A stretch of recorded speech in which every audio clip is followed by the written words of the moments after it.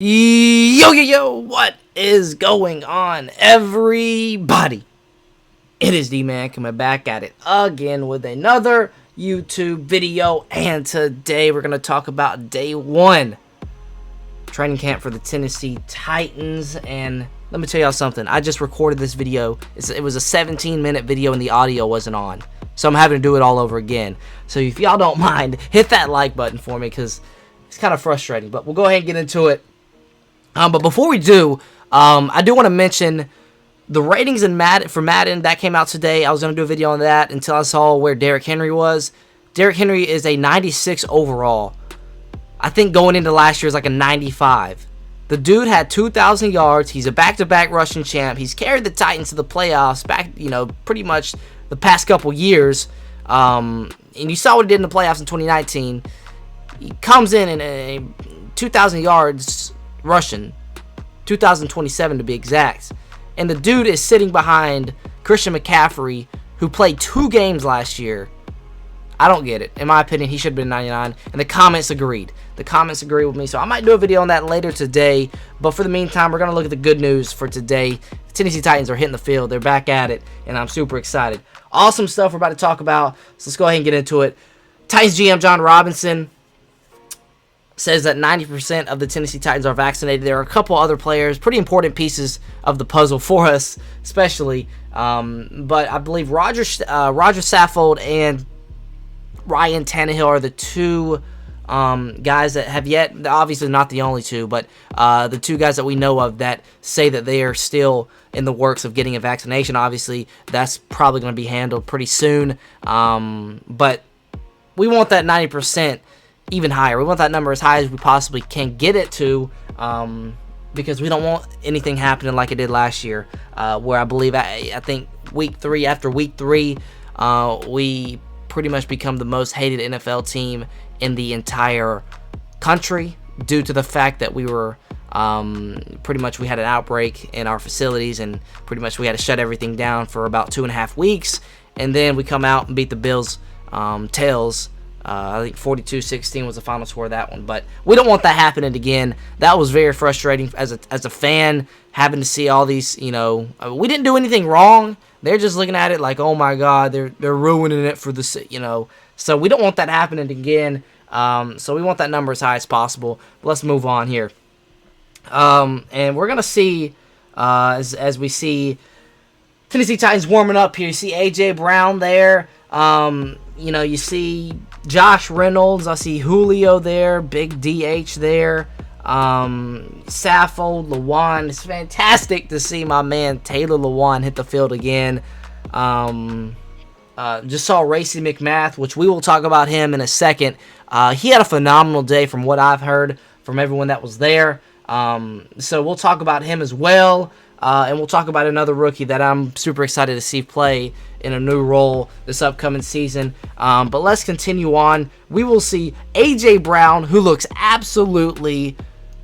he looks massive. He looks like an absolute tank. He was a tank last year, and he looks even bigger. So he looks phenomenal. He's been lifting some weights, you can tell. But like I said this last year, he's pretty much like a running back after he gets the ball in his hands. So he can make a move on someone, make someone miss. He can run through someone. You guys see, he looks really, really big. He looks massive. But that's phenomenal. If we'll move on here. Julio Jones as well. We know what Julio brings to the table. He's an absolute stud. Man, oh man, I hope both Julio and AJ can both have around 1,200 yards. That would be my goal that would be a very, very, very, that's a tough, two receivers to get 1,200 yards. That's very tough. That's almost unheard of. But I expect both of them to get 1,000 yards if they stay healthy. Obviously, staying healthy is a big key. But if they can both stay healthy, I do expect both of them to get in the 4 digits. And maybe, I really, really want AJ to get up in the 1,200 numbers. So maybe Julio gets 1,000, 1,100. AJ gets around 1,200. That would be my prediction if everything goes well. We all stay healthy. Again, we're a run-first team, and last year we had basically 2 1,000-yard receivers with a running back that ran for 2,000 yards. That's unbelievable. You know, we had Corey Davis, who I believe was a couple of drops away from getting 1,000 yards. You know, he had a couple drops in the in some games last year that was kind of frustrating, but he's a phenomenal receiver. I think he had around 980 something yards. So again, like, he's a couple catches away from 1,000 yards, and we're having 2,000-yard receivers with a 2,000-yard rusher. That's some great stuff, and I expect us to get 2 1,000-yard receivers with a 1,800-yard Derrick Henry. But like I said, I wouldn't be surprised to see. Why is this not playing? There we go. Let's mute this. All right. So we see Taylor Lewan here. Man, oh man, this dude. Anytime I see Taylor Lewan, it just makes me smile. Taylor Lewan is a phenomenal dude, and as a Titans fan, if you're a Titans fan out there, this dude has to be one of your top favorite players, because just what he brings to the table, his personality, bussing with the boys, that stuff is hilarious. This dude, he's a stud on the football field too. He can do it all, man. Dude's a stud, and as a Titans fan, one of my favorite Titans out there, man. And if you guys are, obviously, if you're watching this video, you're probably a Titans fan. You got to have Taylor Lewan up there as one of your favorite players, because that dude is just, he's awesome. Every time I see him, he puts a smile on my face. Next up, we got John Simon here, the newly acquired Tennessee Titan from, I believe, a couple days ago. Pretty much talking about what he can bring to the table. He's going to help the team win. Pretty much everything you can ask for from a veteran in John Simon. And he's done some pretty spectacular stuff in the past. He got a pick 6 on Mariota a couple years ago, maybe a few years ago. He can get to the quarterback. It's going to be a perfect rotator for Bud Dupree, Harold Landry. An edge rusher himself. I'm super excited about John Simon. Next up, we see Tannehill. If you guys do want to go and watch the full press conference, you guys can do so. But we're not going to watch the whole thing. Quick little recap. We kind of talked about his vaccination, stuff like that. And more on pretty much AJ, Julio, the wide receivers, and stuff like that. So if you guys want to go watch that full thing, go ahead. We're not going to sit here and watch it because, I kind of want to make this video short and quick. Kind of get to the point on everything. We see Mike Vrabel here. Like I said, you guys want to go watch that, go ahead and do so. But we're not going to sit here and watch it together. If you guys want to, you go, by all means, go for it. Go ahead and do so. But we're going to kind of, get to the good stuff here. So Mike Vrabel did mention a couple names. Off-season award winners. Tight end Anthony Ferguson. Wide receiver Nick Westbrook, Akine. And then you get both the D linemen here in Larrell Murchison and Teair Tart. And I heard a lot of good things from Teair Tart. It's another guy. So a lot of people consider him I think people consider him the best rookie from last year's draft class for us. But that's not saying much. That's not saying much, obviously. You had a guy that is trying to become a rapper, I believe, is the last thing I heard of. Can't even think of his name, which is probably a good thing, but you guys know what I'm talking about. Why can't I think of his name? Anyway, our first round pick from last year, I'm glad I don't remember his name, but we know what he turned. He's glad he's gone. But then second round, Christian Fulton. Unfortunately, he got injured early last year, so he didn't really show off exactly, what his full potential could be. I don't think we had a rookie last year that played over 300 snaps, so that's really why you can't really, say Teair Tart was the best rookie when really it's, most of the rookies. Teair Tart, there's a lot of stuff mentioned about Teair Tart from a lot of different people, especially Mike Vrabel. He had a lot of high praise for Teair Tart, said he was one of the most improved players to go along with Christian Fulton. I believe he said Christian Fulton and Teair Tart are two completely different players that they coached from last year. So that's great news to hear, because really, defensively, it starts from the inside out. If you can have a great nose tackle, to pair along with Jeffrey Simmons, you also have Harold Landry, Bud Dupree. on the outside. But like I said, if you can draw double teams from the inside, if you're a problem inside, that's where all the dirty work is done, inside. And if you can draw double teams, that's going to open it up for the edge rushers. You know, they're going to have more one-on-one chances there. And you know Big Jeff's going to draw a double team every game we play. So it's already going to open it up for the edge rushers on the outside. And then once you get pressure on the quarterback, that opens it up for, you know, safeties, corners that can make plays on the ball. If you get, you know, quarterbacks under pressure, they're going to, you know, either get sacked, have to force the ball into tight windows, or, you know, try and just throw one up or throw it away, you know. So it's really, it starts on the inside. If you can draw a double team inside, opens it up for outside guys to get to the quarterback, and then, you know, forces the pressure on the quarterback to make decisions with the ball. So that's exactly what you want to hear. Tier Tart, phenomenal stuff. Same with Laurel Murchison too. So Anthony Ferguson, I have no doubt in my mind that Anthony Ferguson is going to play well. I don't know. It's going to be interesting because he hadn't had this role yet, but we will see. And then NWI, we'll have to see about him. I don't know. He might. It's going to be interesting. He might make the roster. He might not. From the way Racy McMath played today. We'll go ahead and talk about him here in a minute. But King Henry himself, every time I see him, I get so angry. 96 overall. Are you kidding me? They got a dude that can catch higher than him. Anyway, here's Racy McMath. This is what I'm talking about. Man, oh man, what a play that was. What a play that was. But you got to think about it. I believe that was Greg Mabin. I'm not sure. I think it's Mabin. But on the coverage. But that's a phenomenal catch for a guy that's drafted as late as he was. So that's some exciting stuff there. Let's see if he can keep it up, though. It's going to be interesting. You can have one good day, then you can have one bad day. So if he can keep this up, you know, a lot of eyes are going to be on Racy McMath tomorrow to see if he can keep it up.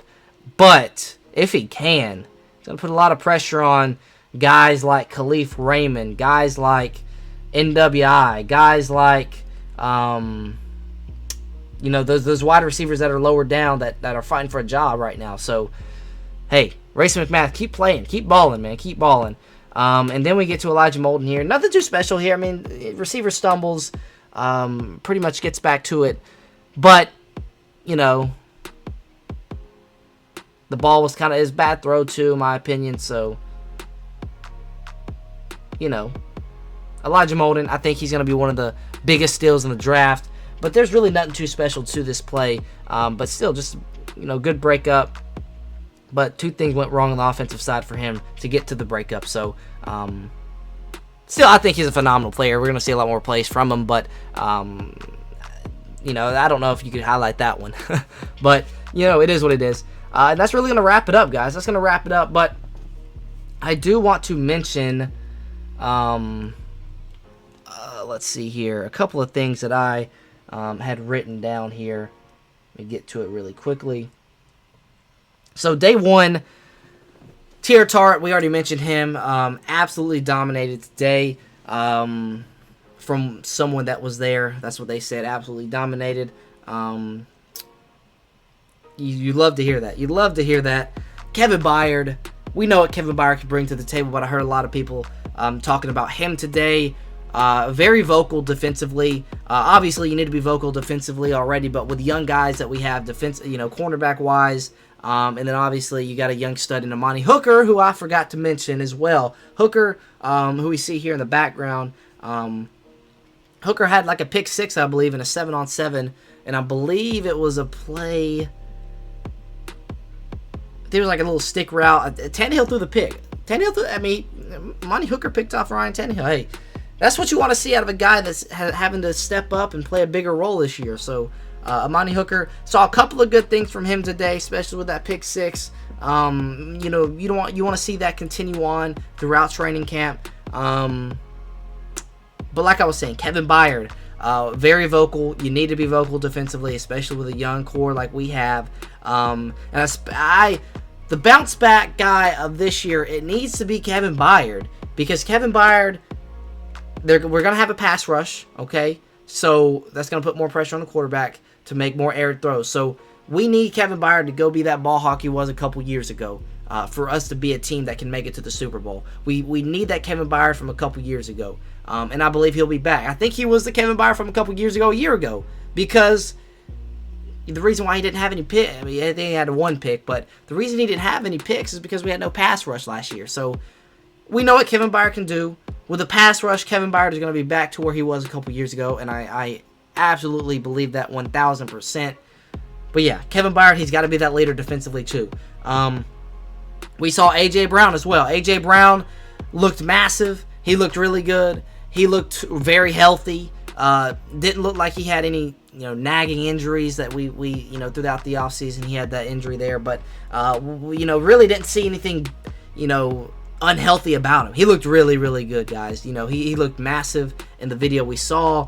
Man, oh man, we're literally going to line up Week 1 against the Cardinals, and you're going to have A.J. Brown out to the right or left, Julio out to the right or left, and then Derrick Henry behind Ryan Tannehill, behind freaking Taylor Lewan, Roger Saffold, Ben Jones, Nate Davis, and whatever we figure out there at right tackle. But man, you talk about a beat-up offensive line last year, and Derrick Henry still rushed for two. I mean, I can't say much. I can't say enough about the offense. The offense is there. The defense is the big question going into this year. I mentioned Amani Hooker already. This is something that needs to be brought up a lot more than it hadn't been brought up a lot. The kicking situation for us has been an absolute. We've been going on a kicking carousel the past 3 years, guys. I really just want to find that guy that can put the ball through the uprights. We had that guy last year. I think Gostkowski was getting a little old. He's still contemplating retiring yet, but he had little issues there to start off, little rocky start for him. But throughout the year, he got it going. He was a trustworthy kicker, especially Week 3, man. Week 3, he won us that game against the Vikings. So, Gostkowski, great to have him last year, but we still have a question mark at kicker. It comes down to McCann and another dude, but I think McCann's going to eventually win out that spot, in my opinion. He went 5 for 5 today, field goals, so that's exactly what you want out of your kicker. You want your kicker to be putting it through the uprights every time at a high percentage. So 5 for 5, that's a great number, but we'll see if he can continue it.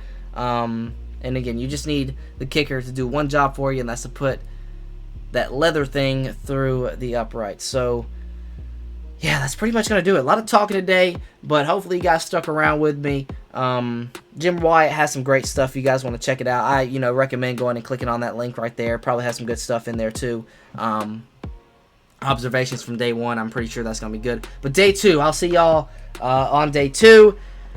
That being said, that's going to wrap it up. I don't know. I might do a video later tonight on the running backs and the tight ends revealed today, but who knows?